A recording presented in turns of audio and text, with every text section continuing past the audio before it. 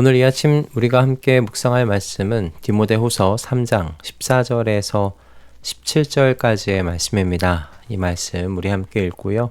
오늘 우리에게 주시는 하나님의 은혜를 함께 나누도록 하겠습니다. 그러나 그대는 그대가 배워서 굳게 믿는 그 진리 안에 머무십시오. 그대는 그것을 누구에게서 배웠는지를 알고 있습니다. 그대는 어려서부터 성경을 알고 있습니다. 성경은 그리스도 예수를 믿는 믿음으로 말미암아 그대에게 구원에 이르는 지혜를 줄 수 있습니다. 모든 성경은 하나님의 영감으로 된 것으로서 교훈과 책망과 바르게 함과 의로 교육하기에 유익합니다. 성경은 하나님의 사람을 유능하게 하고 그에게 온갖 선한 일을 할 수 있게 하는 것입니다. 아멘. 오늘 본문의 말씀은 그 디모데 후서 말씀 중에 너무나 유명한 말씀이죠. 성경이 무엇인지, 그리고 이 성경이 한 사람의 삶에 어떤 역할을 하게 되는지, 이 부분에 대한 언급이 나와 있는 유명한 말씀입니다.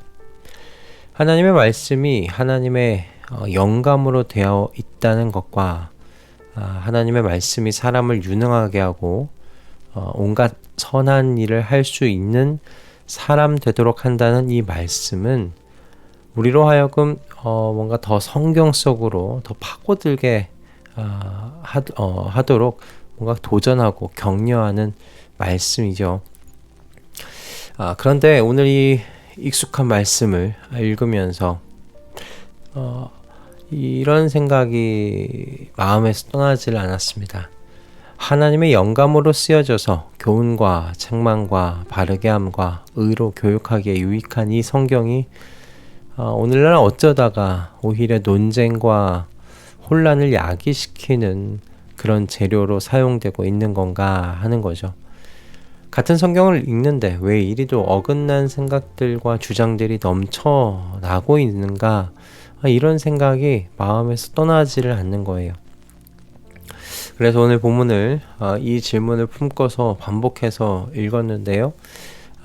14절의 말씀에서 한동안 머물게 되었습니다. 그러나 그대는 그대가 배워서 굳게 믿는 그 진리 안에 머무십시오.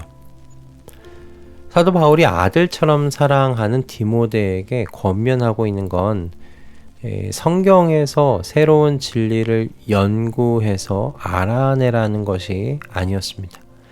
디모데가 성경을 통해 이미 배운, 그래서 지금 굳게 믿고 있는 그 진리, 그 교리들, 그 안에 머무르라는 거예요.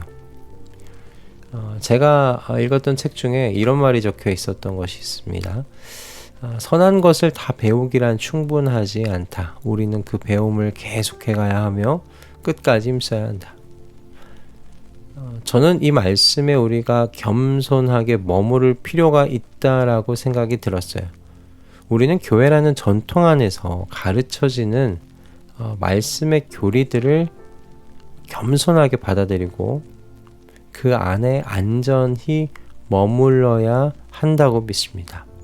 간혹 교회의 전통 속에서 가르쳐져 왔던 그 가르침을 벗어나서 새로운 것, 낯선 것을 알아내려고 그리고 발견해내려고 하시는 분들이 계세요. 뭐 이단이라는 명찰까지 붙이지는 않더라도 교회 안에 혼란을 야기시키고 논쟁을 일으키는 분들이 계신 거죠. 저는 이분들이 초대교회의 전통 속에서 가르쳐져 왔던 그 가르침을 겸손히 받지 않았기 때문이 아닐까, 그렇게 생각이 듭니다.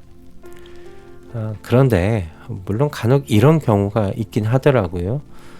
산골 깊은 곳에 지내시는 어르신들 중에 교회가 있는 곳까지 나오지 못하는 분들, 혹은 목사님이 안 계셔서 성경밖에는 읽으실 수 없는, 교회의 전통 아래에서 가르침을 받으실 수 없는 환경에 계신 분들도 간혹 있으세요. 신대원 때 이야기입니다. 그 구약학을 가르쳐 주셨던 이게 교수님께서요 해주신 말씀인데, 이 교수님께서 나이가 많이 드신 시골 교회 한 권사님을 만나셨다는 거예요. 정말 성경 외에는 접할 수 없는 그런 환경이셨다고 해요. 그런데 이 권사님이 성경을 이해하시는 것이 히브리어 원어로 성경을 읽고 이해하던 본인과 차이가 없었다는 것을 이야기를 통해서 알게 된 겁니다.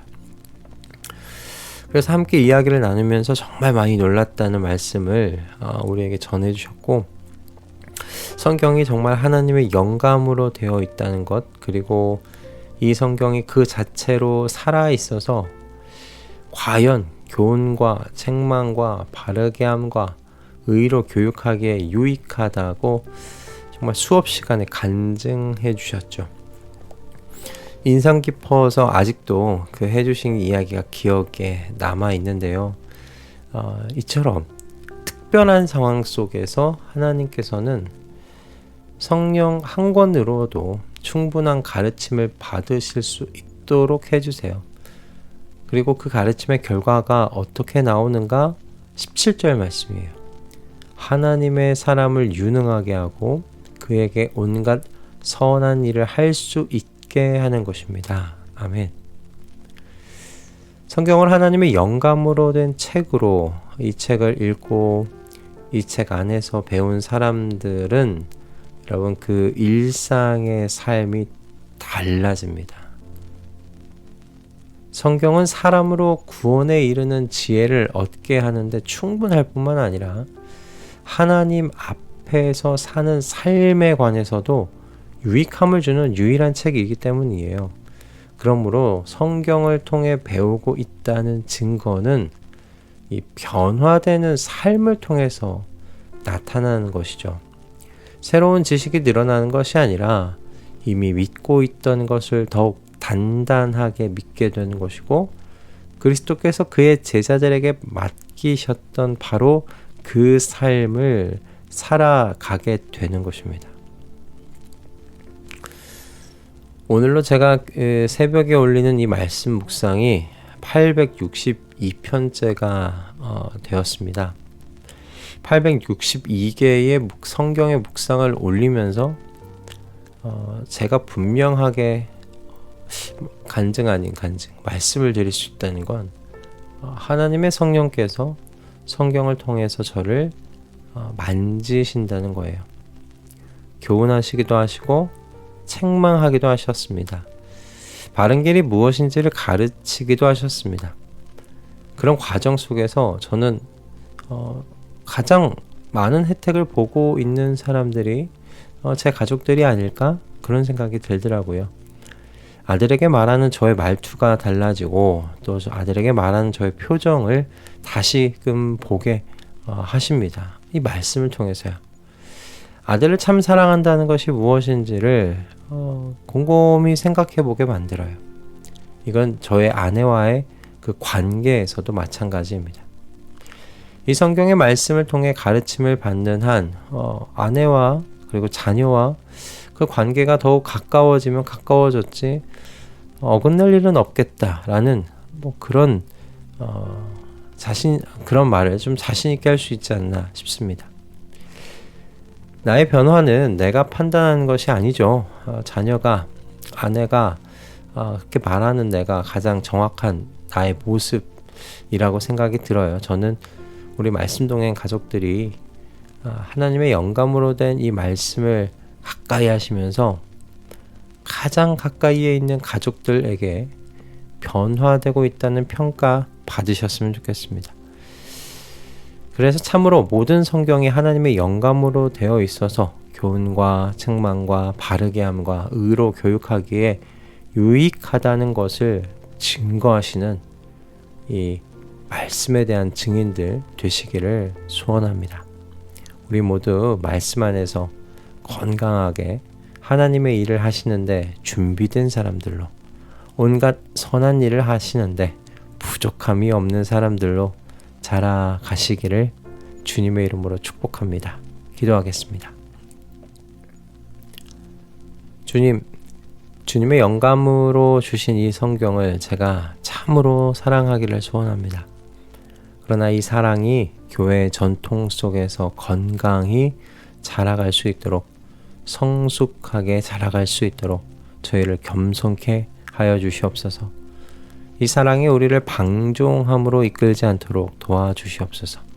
그리고 성경을 겸손히 읽어갈수록 우리의 삶이 변화되어 가게 하시고, 그 변화의 혜택을 나의 가장 가까운 가족들이 느낄 수 있도록 주님, 저희에게 은혜 허락하여 주시옵소서. 예수 그리스도의 이름으로 기도드립니다. 아멘.